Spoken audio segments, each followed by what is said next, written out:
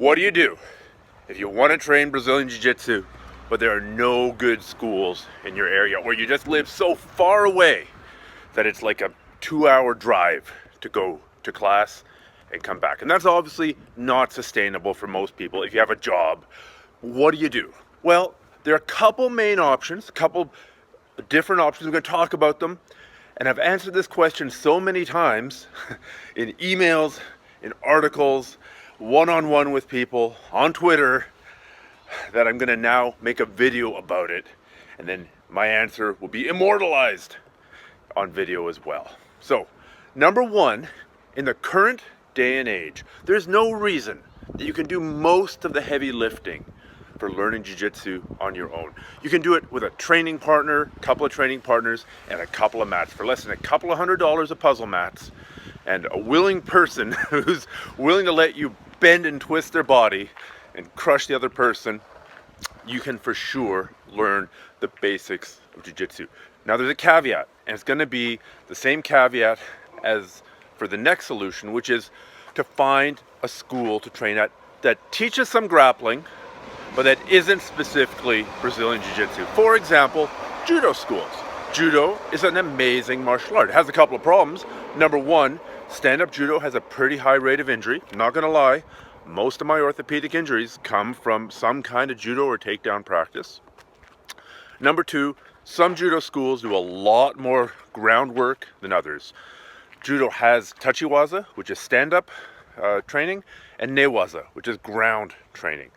And if you go to a school that's very, very tachiwaza heavy, you're just not going to get the same level of ground training. Now, maybe you can cut a deal with some of those people, some of your training partners, to stay after class and do some additional newaza. That's often a good answer. And maybe you can meet up with those people on the weekend or at a different time and go train with them. That's also a good answer. So judo is one really good option. There are a lot of judo clubs throughout North America. Judo's been around a lot longer than Brazilian Jiu-Jitsu. It has been infiltrating the North American market for a lot longer than Brazilian Jiu-Jitsu. So there may be more judo clubs. What are some other options? Well, if you want to wrestle, if there are options for people wanting to wrestle in your age category, wrestling's a really good base for martial arts. No, you're not going to learn passing a guard. No, you're not going to learn submissions. But the base that you're building that then sets you up for success when you do get a chance to train those specific aspects of grappling, man, you're going to be off to a really good start. Now, some other schools, they'll teach, they say we teach ground fighting. Try and go to a school, a martial arts school, and ask, do you do ground fighting or grappling? They will say yes. Now, maybe it's because they've discovered that in their kata, they've got one move that's technically a wrist lock, and now that one move that they do in kata form qualifies them to be a grappling school. So you got to tune your bullshit detector. But a lot of schools will have some kind of grappling program, and some grappling is usually better than none. Maybe you can find a Krav Maga school that has got a Brazilian Jiu-Jitsu blue belt who teaches a class that emphasizes a lot of ground fighting. Can you learn from a blue belt? Absolutely. My first instructor was a blue belt. My first Brazilian Jiu-Jitsu instructor was a blue belt, and I got a lot out of it. Of course, he was a very attention to detail-oriented guy who knew a lot and had a strong grounding in the combative arts and training athletes. But, I still learned an awful lot from him.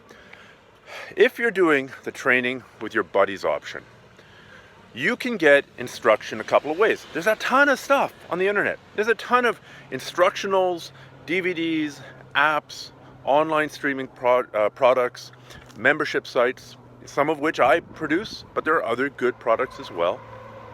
You can learn an awful lot from them, but you have to be careful that you're not learning completely in isolation.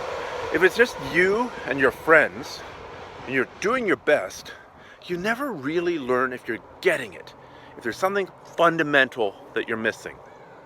So again, you have to tune your bullshit detector, but this time you have to tune your bullshit detector so that you're not bullshitting yourself. So how do you do that?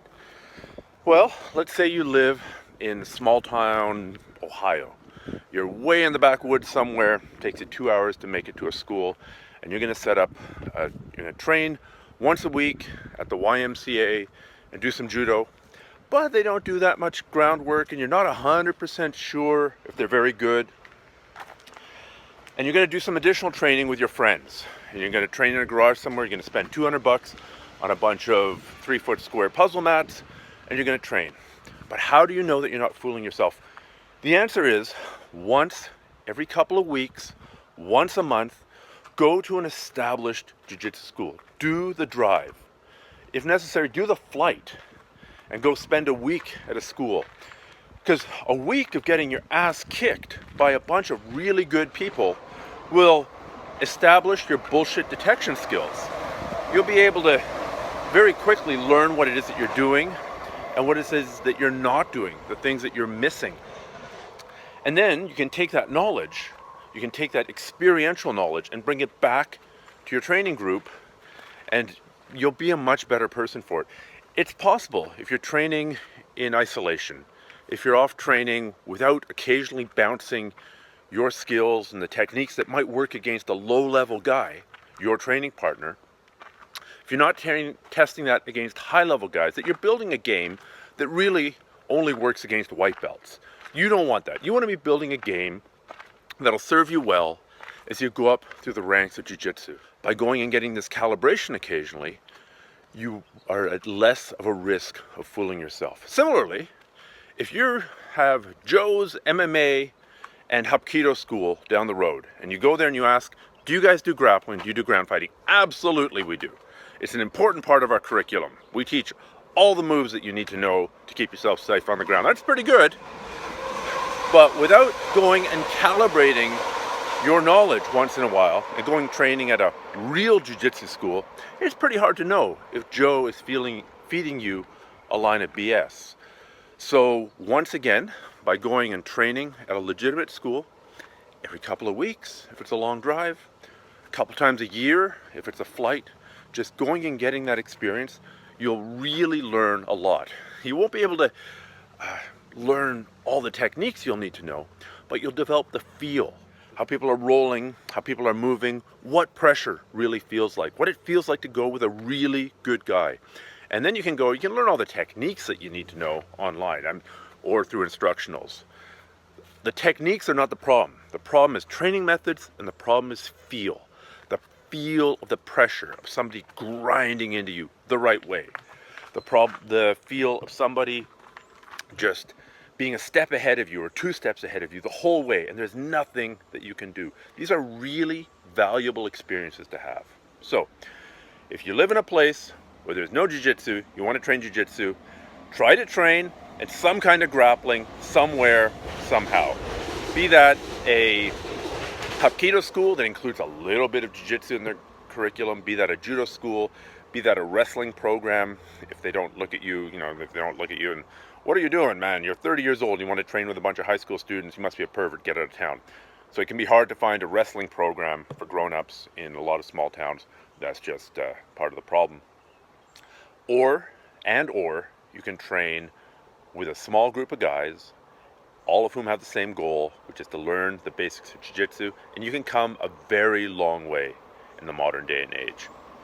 And then, of course, the most important thing is to occasionally go and calibrate your skills, calibrate your knowledge, and get some feedback from people who are better than you, who've been at it for longer than you. And you don't need to do that every day. You can go learn a bunch of stuff and go away and train it. Try it against your training buddies, try it against your training partners, come to the next roadblock, then go back to the school, the person that you learned it from, and learn the next set of things that you need to learn. Okay, so the good news is you've picked an excellent time to be interested in jiu-jitsu, because there are so many resources out there for you. There's so many options available to you that all you need to do really, ultimately, is make the effort to train, to absorb knowledge, to actually put it into practice, and then once in a while to go calibrate what it is that you've learned. I hope this helps. Take care, and good luck with your training, regardless of whatever small town you live in.